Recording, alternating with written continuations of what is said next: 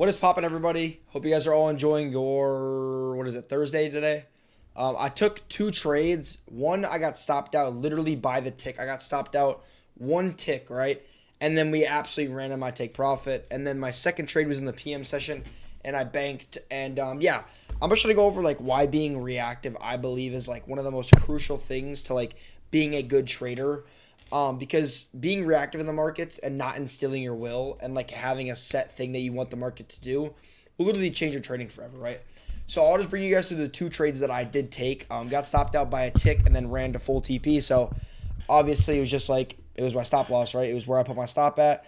I'm not I hindsight in even live, like I'm not mad about it at all. It happens. You know what I mean? I've seen a lot of people get stopped out and then they run. So it's just another one of those things, right? But I will bring you guys through the trade recap, so let's get into it. All right, so coming into the morning, price at around 8 o'clock took out this external buy side level, which was a great draw on liquidity. So our buy side level had already been taken coming in the morning. So you could have seen shorts, but we also were maintaining super bullish structure. We had inversed this 4 hour fair value gap, but we were inside of this hourly fair value gap, but market open, right? So it obviously was not the best price action today by any means. It was not good price until I think that when the price action started to get good, I took my trade. But here's what happened, right? Is we were inside of this 50-minute market open. Here's data highs, and what happened was we inversed it, and then ES absolutely dumped to this sell side level, tapping into this. There was we have a daily imbalance right here. Obviously, we tapped into it right now, but we had not at this point in time. And ES came down and tapped this sell side level, so there was a higher time frame SMT. And then I wanted to see ES get bought up just because we had been creating higher highs, higher lows. And yeah, so ES had dumped all the way down to this sell side SMT, and then I scaled down to the 1 minute time frame because I'm like, okay, we have an SMT at that level. I want to see us get bought up now, right, to like this buy side level because this is a nice buy side level right here, right? And what happened was we were chopping pretty bad right here, and there was really no displacement through this fair value gap or the change in state of delivery.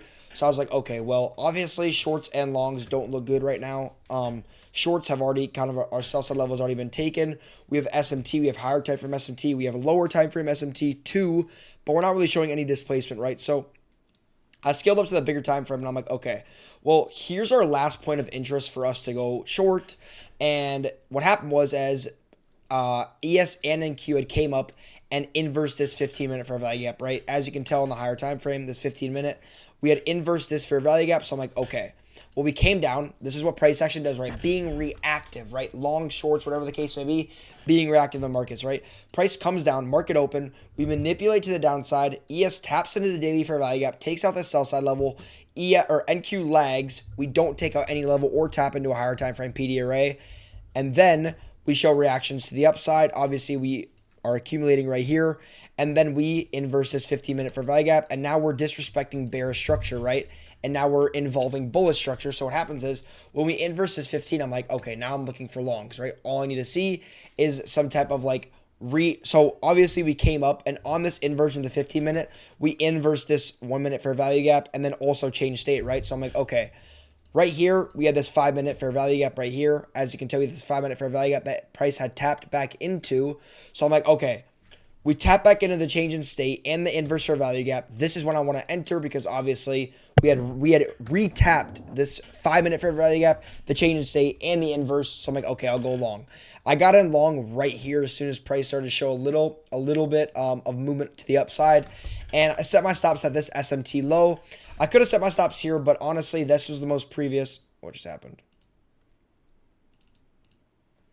There you go.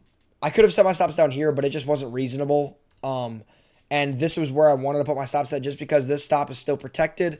Although this is a higher time frame SMT, I always I trail my draw, right? I mean, I trail my stops, and I want to be like, okay, well, this SMT is our protected stops right now. And then price that came down literally stopped me by the tick, and not much more than a tick or less than a tick, and then went up and ran my TP. And then I was like, okay, sounds good. Like, whatever. I'm off the charts. Whatever. I'm done for the day. And then I saw a really good PM setup, right? And this was like an A plus, I believe. The only thing that would have made it better is if we tapped into like a higher time frame PD array, but obviously we didn't. But what happened is NQ came up and took this buy side level while NQ was, or ES was lagging, right? So we have an SMT. And what happens is NQ absolutely distributes to the downside, absolutely no retracement or anything. So I'm like, okay, sounds good. What happens is I get on the charts, I see we have a higher time frame SMT, a lower time frame SMT. ES is still up here. ES also doesn't take this level nor this level, so we have a higher time frame and a lower time frame SMT. And then we show huge displacement through this inverse and the change in state, and I go long right here to this 15-minute unmitigated, right? Because equilibrium from this leg was right here, so literally at the 15-minute unmitigated, right? So I'm like, boom, there's my TP. And here's where being reactive is probably like the most beneficial thing or the most crucial thing, because if I weren't to be reactive, I would have broke even on this trade, right? But what happened is obviously we show displacement, change in state, I enter, stops at this SMT low, take profit at the 15-minute unmitigated. But what happened is price had came up, and and ES had already tapped into this 15-minute fair value gap and then started to show rejections off, and I'm like, okay, well, is this like a level to be rejecting off of? We had rejected this level so many times, and also free sauce. I don't know why it's not showing. Oh, you can't. Okay, whatever. But this was a level that price. This exact level was a level that price was going to react off of, and we were inside of a 15-minute fair value gap. We had obviously been. This is super choppy, so obviously you can tell that price is going to move in a different direction. ES had already tapped in this 15, NQ is lagging, so you could see a sell-off. And I literally got out right, I think it was like right, if I can turn my executions on, let's see. Yeah, right there. Literally right there. So as soon as price got out of the chopping zone and we dumped, I got out. But I just realized that this was a level that price was going to react off of. The 15-minute, obviously, could have been, it was my draw. But just being reactive, this was a level that price was going to react off of. ES had already tapped into it, so you could see a sell-off. And we were super bearish.